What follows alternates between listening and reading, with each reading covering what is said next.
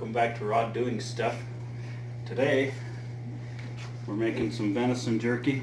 We've got 5 pounds of venison and 2 pounds of ground beef. Ground beef is for the fat content in it. We want a little bit more fat. Venison's so lean.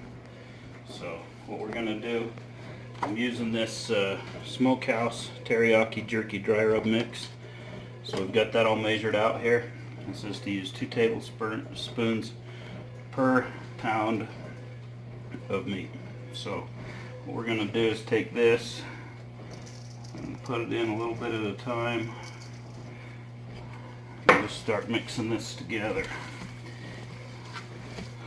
And we're just going to get this all mixed up and then we'll show you what we do from there.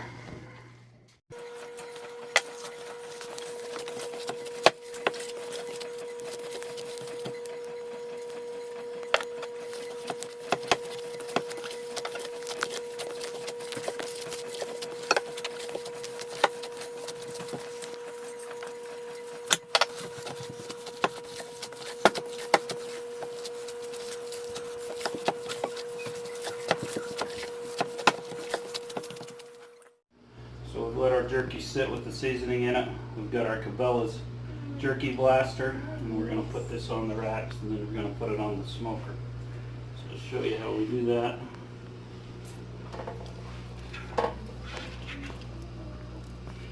This one has a double nozzle on it.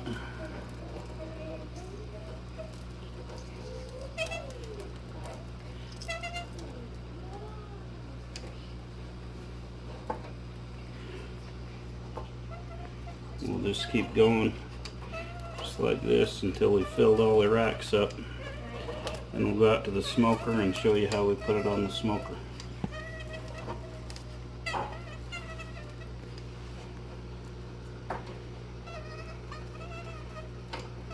good. This is my other smoker, my Smoke Hollow. I've had this one for years. Louisiana Grill's my new one. I'm going to show you how I do jerky. I put it in this one because I can fit all 7 pounds of that meat in here, and I never would have on the other one. So I'm going to show you what I do. So I put a few chips in here, and you light this smoke daddy up.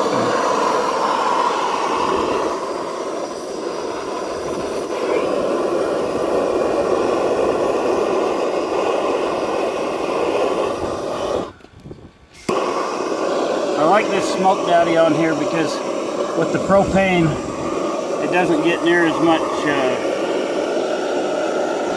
smoke on it with just the smoke trays. This keeps constant smoke, and I can get it to smoke for 6-8 hours out of one load of this. I'm going to be putting some mesquite in here today along with some cherry pellets. If you mix the pellets and the wood chunks together, just kind of every other one, then it we're trying to go out, then it burns for a long time. So we've got some good coals in the bottom of the smoke daddy, so we're going to put some wood chips in there. What I do is I just put a handful of those, and then I'll put a handful of pellets, and I just kind of alternate it, mix it up a bit. I mean, you could mix them before if you wanted to, but I like to keep them separate. You can see it just causes it to start to kind of smolder in there.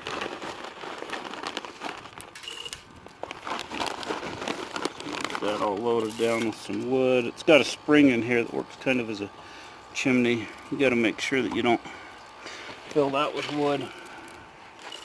That should be plenty. That'll give us 3 or 4 hours of smoke, which is all that we're going to need on this.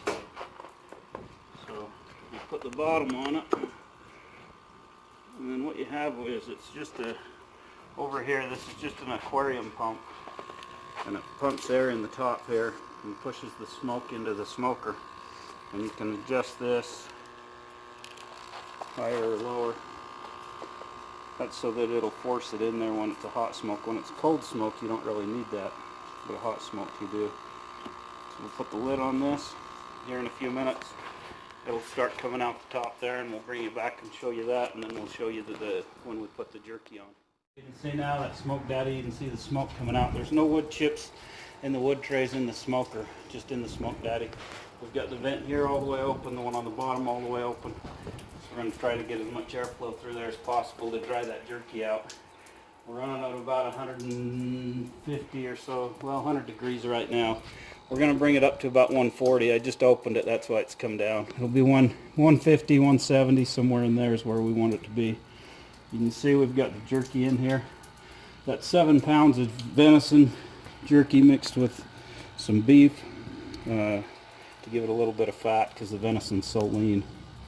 We don't want a lot of fat in the jerky, but we do want a little bit. So we're just going to let that run and keep an eye on it. Every once in a while we'll have to come out and rotate those trays so that the top ones and bottom ones get done at the same time. But yeah, we're just going to let it go like that for a while, and we'll check on it here in a few minutes. Jerky was on the smoker for about 4 hours. Came out pretty good. Only problem I had, it did seem to stick to some of the racks, and it was kind of hard to get off. So I need to figure something else out for that. I did spray the racks with cooking spray before I started, but it still stuck. Flavor of it's really good. I've tried some. Really like the flavor, like how it came out. I just need to figure something else out so it doesn't stick to the racks. But thanks for watching. If you like this video, like and subscribe, and hit the notification bell, and we'll see you next time.